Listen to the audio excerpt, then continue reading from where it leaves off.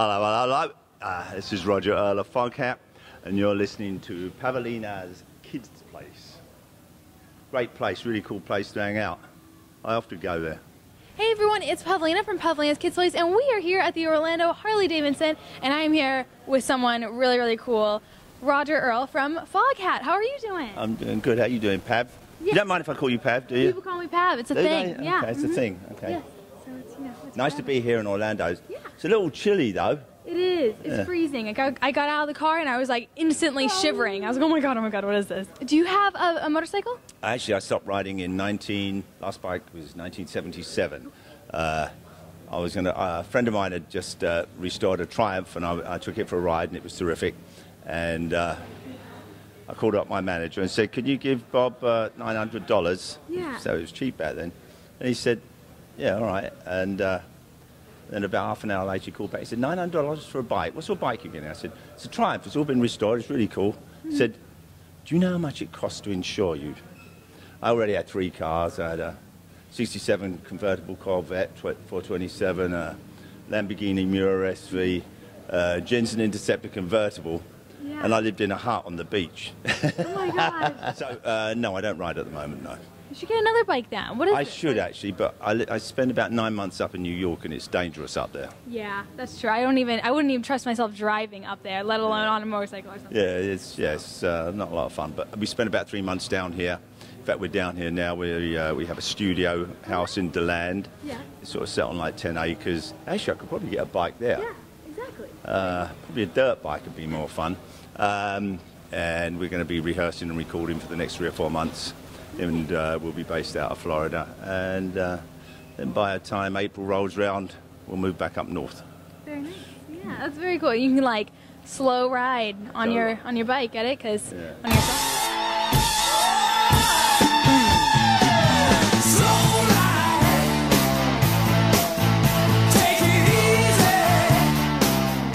Do you ever wish that like you had a reality show like when you guys first started, and like do you ever think that there would be like a different side to Foghat that maybe you wouldn't have seen? You know what I mean? I don't know. We did a couple of things where I did a cooking show, like a kind of I don't know about a reality show. Life is really enough for us, actually. Actually, life is great. We play 2 or 3 times a week, so we get like 4 days off. We fly everywhere, so we get to go home, go fishing, play golf, hang out with the grandkids. Life is good. Whereas back in the 70s and early 80s, we were on the road like 9 months, 10 months of the year, and 2 or 3 divorces later. Oh, okay. The kids know I am now. Mm-hmm. You're the co-founder and like the original founding member of Foghat. So what was it like, starting off the band in 1971 and like all of that? Actually, we had a lot of fun. 3 of us came from a band called Savoy Brown in the 60s. Myself and Lonesome Dave, our lead singer, formed Foghat. Our first album was released, I believe, in 1972. We were off the road for about 1.5 years making the first album. A guy called Dave Edmonds was our producer. But it's... no, I enjoy it. I love my life. Yeah. It's great. Definitely, that's very cool. And I know you went from like a blues band to rock. Like, why did you do that? A blues band. I was in Savoy Brown Yes. between 68 and the end of 1970, actually 71, called Savoy Brown, and I still stay in touch with the lead guitar player, Kim Simmons. Maybe we'll do some dates later on this year, I don't know. We made a blues album 2 years ago called Last Train Home, and that got a lot of critical acclaim. It's fun. It's what I grew up listening to. Yeah, was it like a difficult change or anything going to rock? No, I mean, Muddy Waters once said the blues had a baby and they called it rock and roll. Oh, that's kind of cool. I like that. Well, it is. It's true. I mean, that's where rock and roll came from blues, from rhythm and blues. 3 chords, anything other than 3 chords, you have to view with a certain amount of suspicion. And something really cool that you did is you auditioned for Jimi Hendrix. So what was it like with that? Like, It was great. It was a rainy day in London town. I still have my day job. I was a commercial artist, and Chaz Chandler, who was the bass player from the Animals and he was Jimmy's manager, called me up.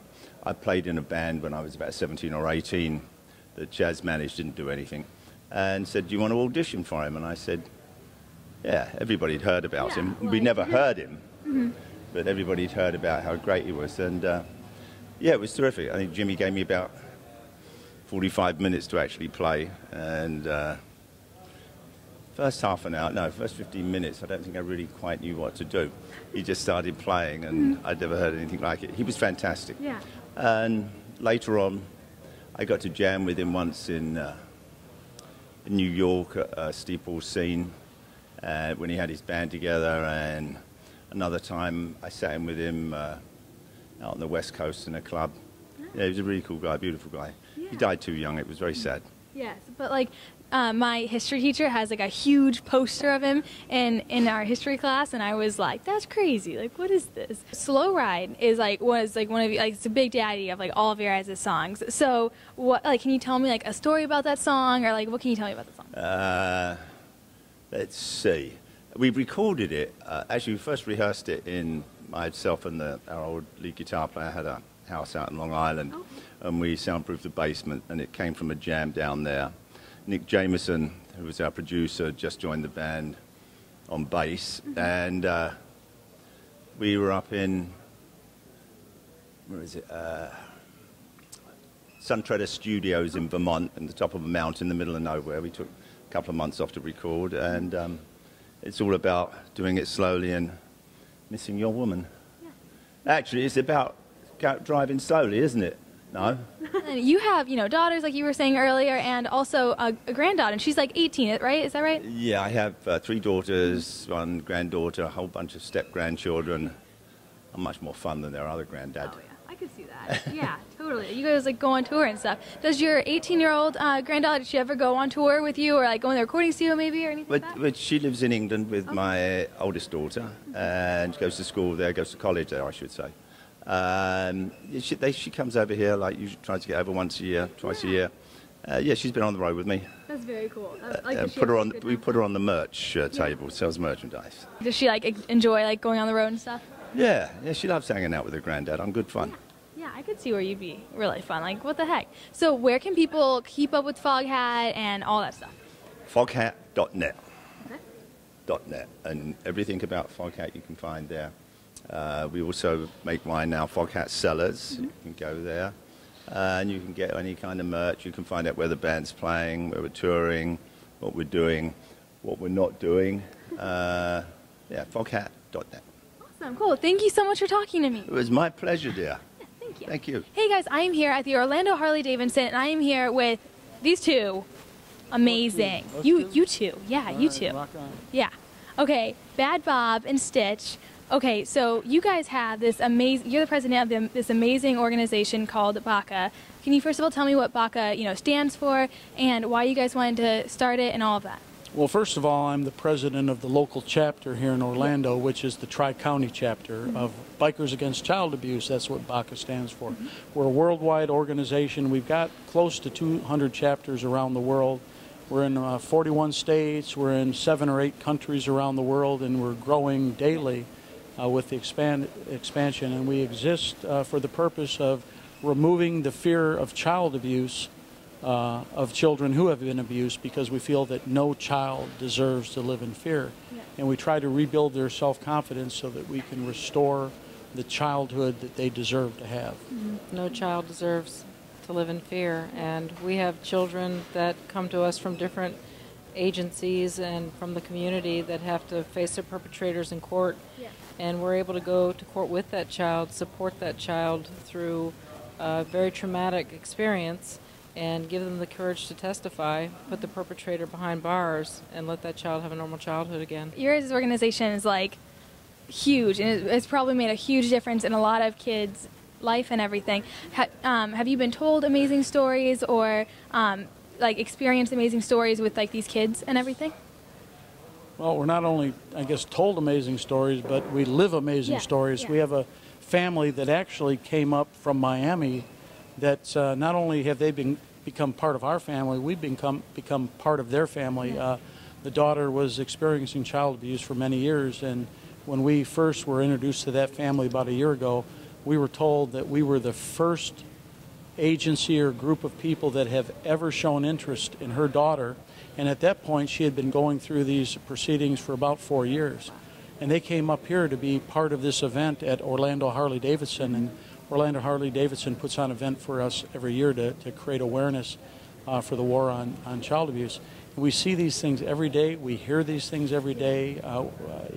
It's unbelievable how much abuse goes on across America.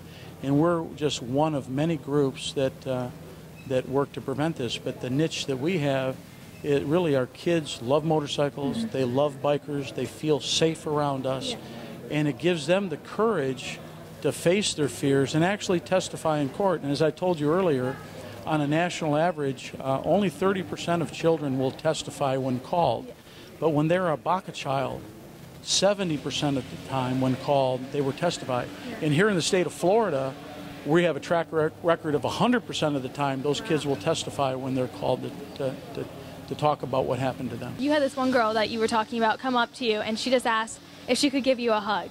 So what was that like, just having that little girl come up to you? It was an experience where we met a girl for the first time, and this wasn't the girl that was abused, it was her little sister. She was about 4 years old, and she came up to me when we came rolling up for the first time and asked me if she could give me a hug. Yeah. I said, well, yeah, you can give me a hug. And before I could bend over, she grabbed a hold of my thigh and gave me a big squeeze and said, why couldn't you be here yesterday? In her mind, yesterday was 3 or 4 weeks ago when her sister had been abused, because she thought if we could have been there yesterday, perhaps we could have prevented what happened to her sister. Yeah. And, you know, it just brings tears to your eyes when you see that thing. And that's just one story of what happens. We get the whole gamut of those kind of things. And when you get a little child hugging you and we're their hope, it's like, oh, my word. Yeah. You can't get on your bike enough times to help children. Yeah. And there's so much abuse happening in the world, it makes you scratch your head. You can't understand how that could happen. And we've got B.A.C.A brothers and sisters around the world that get on their bikes every day, and they'll ride through rain, snow, whatever it takes to see those children and help them out. Anytime a kid can call, you know, anytime they need anything, you guys just bike over to them. Each child is assigned 2 primaries, 2 people, 2 bikers with B.A.C.A that are on call 24/7 for that child. That child can pick up the phone and call us anytime they're afraid. We go, we ride over, we try to remove the fear so that child can continue on to sleep at night before they go to school, to be a normal child again, which every child deserves. Isn't B.A.C.A an amazing organization? To learn more information about B.A.C.A, or if you know someone that might need their help, you can go to BACAworld.org. To support B.A.C.A, Orlando Harley Davidson is raffling a brand new 2015 Harley Davidson bike. You can help too if you're 18 years or older. So you can go to orlandoharley.com/B.A.C.A to raffle to get this amazing new bike. There's only 4,000 tickets being sold, so your chances are like amazing, and it's only $10 per ticket. So you guys have to go to orlandoharley.com/B.A.C.A. Tickets will be sold until the end of Bike Week, which is March 15th, so go out and buy some tickets, and I'll see you at Bike Week.